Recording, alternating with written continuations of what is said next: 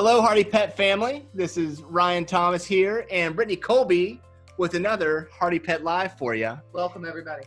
And we have a very special guest with us today. Two special guests, actually. Mm-hmm. We have Miranda Mittleman, and we also have her wonderful accomplice there, Weaver.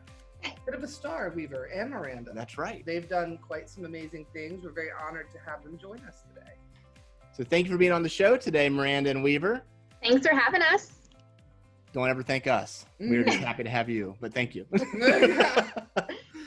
So let's hop right in. So Miranda, you have a business called PAWS and THINK. Yes. Tell us the inspiration behind that. So PAWS and THINK is my children's book series, and these books teach lessons through the eyes of Weaver, my rescue dog.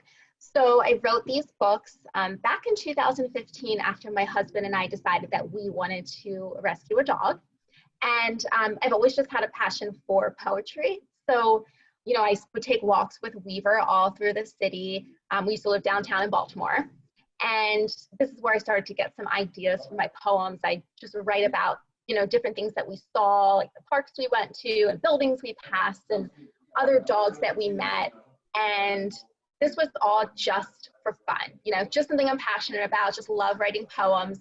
I had honestly no intention of doing anything with it, but just to kind of show my husband, or fiance at the time. So, you know, I wrote these poems about Weaver.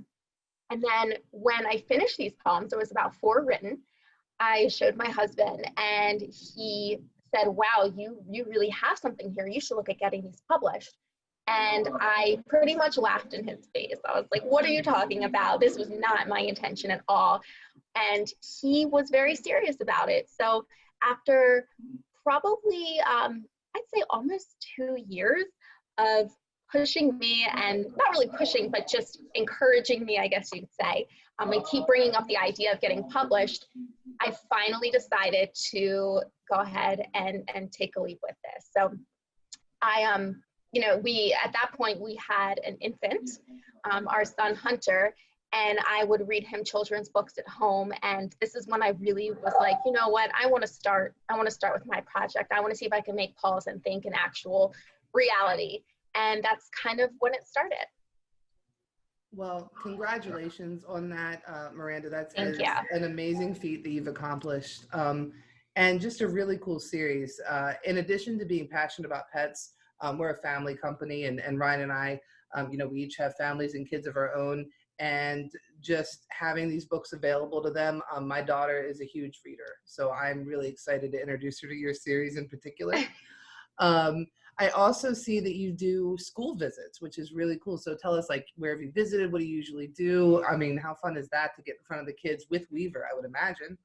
Yes, so school visits are actually my favorite part of this whole thing. So I knew that with my poems, I really wanted to have like a purpose with it, right? So I wanted them to teach lessons, even though they were fun stories and poems. Each book is a really valuable lesson for children. So once I was published, I started looking into visiting schools. I've now visited, it's been a couple years, I've visited about 130 different schools so far. Most in the Mid-Atlantic region, a lot in Baltimore County, Washington County, Baltimore City. We've even done a few road trips. We went out to New Jersey for a couple schools, and I love these school visits. They are so much fun. I bring Weaver with me to the schools that allow pets, and we present the books in front of all of these children and teach them lessons, but do it in a fun, relatable way. I talk about my inspiration and the meaning of the word inspiration, and the children I present to are young, pre-K up to 2nd grade. So this is really like a prime time for children to be learning these important lessons. They're lessons on inclusion, self-confidence, gratitude, you know, important values. And to get to meet an author and, more importantly, a fun book character comes to life for them, it's just a really memorable experience for them. So I love being able to do that for children. That's super cool. And I mean, if you look at it, it's you're meeting a celebrity. It's like, oh my gosh, there's a puppy from the books. He's right here at our school. So that would, I mean, as a kid, I'm like a big kid at heart anyway. So I'd be excited. I love that. Yeah, we had, I remember we had an author of a children's book, probably, maybe he was mid-20s at the time when I was much younger, come to school and sign the book and talk to us about it. And it really, it truly is, it's a memorable experience for the kids. So that's really. It is. And, a lot of times, promoting literacy obviously is so important. I remember being in elementary school and just loving when we would have library time in school and get to hear the different books and, to have the opportunity for one of your books to come to life and get to meet a character out of the book. I know that, that experience for children can be life-changing. I mean, I'm not the celebrity. Weaver the dog is the celebrity, but it's still so much fun to do this for the kids. That's awesome. It sounds so much fun. Yeah. And you also have a charity program that you give back to, and one that you selected for do you go yearly or is it quarterly? Quarterly. So how do you select your charity and what's your new one for this quarter? So my charity program, I call it the Charity of the Quarter. This was a way for me to really give back to my community.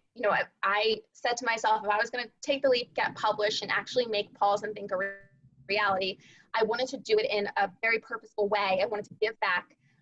So I decided to start this Charity of the Quarter program. And every quarter, I donate a portion of the proceeds from each book sold to a different nonprofit. And my only rule with, how I select these organizations is they have to either help children or animals. The ones that help children are ones that could be any sort of one that promotes literacy in children, helps with children who are ill, low-income families, things like that to really help children. And a lot of the animal ones are, of course, rescues. And I've helped the Baltimore Humane Society, the Maryland SPCA, the Humane Society of Washington County, and a lot of these are local. I really, really hope as I grow PAWS and THINK to expand this and be able to help charities all over the country. Our current Charity of the Quarter is the Maryland Book Bank, which is pretty local to us here, and that's in downtown Baltimore. That's actually where we used to live when we adopted Weaver. So it's pretty close to home for us. And I chose this charity because they really help promote literacy for low-income families. They want to make books available to everyone. So they're doing some amazing things, and they have these programs even now during COVID. They have these distance-safe programs where they are able to provide books and get books for these families, for teachers that teach in low-income areas or anywhere around Baltimore, and they're just doing some amazing things. So the Maryland Book Bank is one that we're excited to work with, and we hope that we could give them back a great donation at the end of this quarter. That's awesome. We will definitely put a link to that in the comment section below, so you can click on that and check that out. That'd be very love helping out the community. That's right. I love working with people that are invested in giving back, and love that it's local and personal to you. So that is really, really, really very cool. And similarly, her idea for her quarterly charitable stuff is just like us. They got to love pets. They got to be passionate of pets, of the community. Even if you don't own a pet, you can still have a passion for them. Absolutely. And that's the same way with Hearty Pet and with the podcast and all that stuff. It's just to let people know that there are, people out there that love them and can help them. And if you don't own one or have one, you can still give and you can still help out. So that's awesome. We love to hear that. Absolutely. Thank you. Very cool. So in addition, as if that wasn't exciting enough. I know.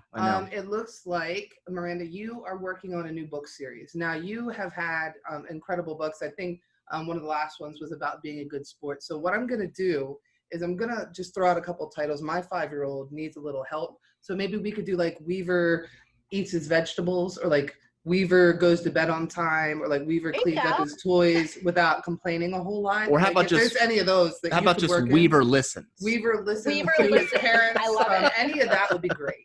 Our son could use that too, actually. Super. Very good. So we're on board with that. That's the next book. Yeah. There you go. Wonderful. So, no, in all seriousness, fingers crossed, what is coming up in your next book series? Is that maybe even a new character? So in this new book, we do meet a new character. His name is Tucker. and he's a pug, and he was inspired by Weaver's real life cousin named Tucker. My uncles Rhett and Robert, they have a little pug named Tucker, and he is just the cutest dog. We love him so much. We visit them a lot and play with Tucker, and he's just the sweetest little dog, and he was the inspiration for this new character. So you'll see in Be a Good Sport when it comes out that Weaver gets to meet Tucker, his friend, and some exciting things happen, so you'll have to get the new book to find out. We're going to have to get the new book to find out. Oh.